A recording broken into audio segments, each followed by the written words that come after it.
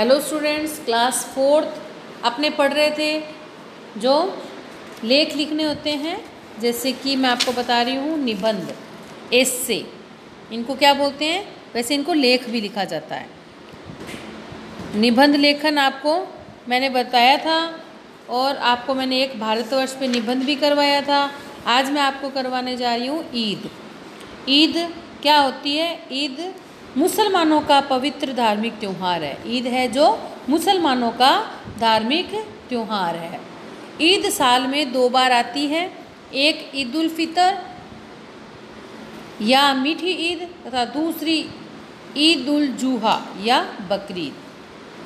मतलब एक होती है जो मीठी ईद होती है और दूसरी होती है उसको क्या कहा जाता है? बकरीद। और उनकी लैंग्वेज में एक ईद उल जुहा और एक ईद उल फितर, ये 2 ईद आती है। पहली ईद पवित्र रमज़ान के 1 महीने के बाद आती है। मुस्लिम लोग ईद को बहुत हर्षोल्लास एवं धूमधाम से मनाते हैं। पहली ईद पवित्र रमज़ान के 1 महीने के बाद आती है। मुस्लिम लोग इस ईद को बहुत हर्षोल्लास एवं धूमधाम से मनाते हैं। इस्लाम धर्म के पैगंबर मोहम्मद साहब 1 माह तक मक्का की एक गुफा में बिना कुछ खाए पिए रहे थे। इस्लाम धर्म के पैगंबर मोहम्मद साहब 1 माह तक मक्का की एक गुफा में बिना कुछ खाए पिए रहे थे। रोजे रखते हैं।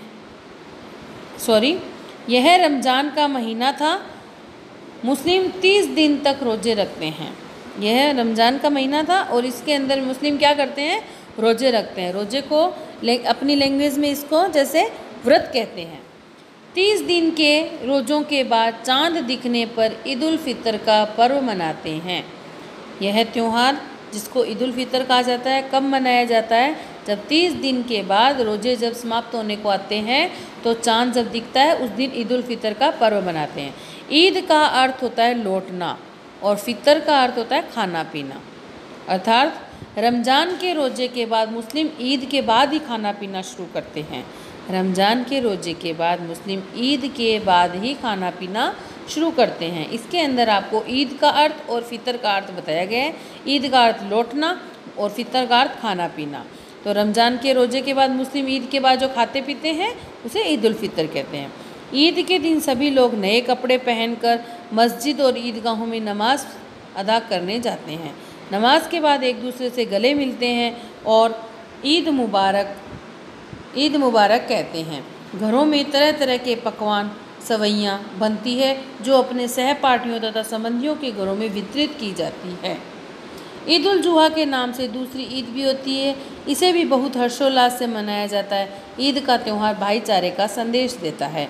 तो इसके अंदर आपको बताया है जैसे कि अलग अलग धर्मों के अलग अलग त्यौहार होते हैं। हिंदू धर्म का पवित्र त्यौहार, धार्मिक त्यौहार अपने दीपावली मनाते हैं, उसी तरीके से उनके ईद मनाई जाती है। लेकिन अपने दीपावली 1 बार आती है, लेकिन अपनी ईद है जो 2 बार आती है, साल में 2 बार आती है। एक का नाम ईद उल फितर, एक का नाम ईद उल जुहा। और ये कब आती है? तब रमज़ान के महीने में 1 व्रत तक रोज़े रखे जाते हैं और उसके बाद जो खाना पीना होता है वह चांद दिखने के बाद ही होता है। और ईद के दिन लोग क्या करते हैं? नए नए कपड़े पहनते हैं, मस्जिद में जाकर ईदगाह में नमाज अदा करते हैं। नमाज के बाद एक दूसरे के गले मिलते हैं, एक दूसरे को मुबारक देते हैं तथा घरों में अपने तरह तरह की मिठाइयाँ और पकवान सवैयाँ आदि बनाते हैं। और जो लोग बच्चे पढ़ते हैं वो अपने सहपाठियों को अपने घर पे आमंत्रित करते हैं और संबंधियों को भी घर पे आमंत्रित करते हैं। इस तरीके से एक दूसरे के घर पे मिठाइयाँ भी बांटी जाती है। इस त्यौहार को ईद कहा जाता है। ईद उल जुहा और ईद उल फितर एक ही तरीके से मनाई जाती है, लेकिन ये साल में अलग अलग समय पर आती है। तो बड़े ही हर्षोल्लास के साथ मनाए जाने वाला त्यौहार ईद होता है और ईद भाईचारे का त्यौहार है। तो स्टूडेंट्स, मैंने आपको ये ईद वाला चैप्टर करवा दिया है। अब आप इसको एक बार रीड करोगे, लर्न करोगे, क्योंकि ईद और भारतवर्ष ये मैंने आपको 2 निबंध लिखवाए हैं। इन दोनों में से आपके कोई भी आपके एग्ज़ाम में आ सकता है। तो आपको दोनों ही रीड करने हैं, दोनों ही लर्न करने हैं। Okay students, bye.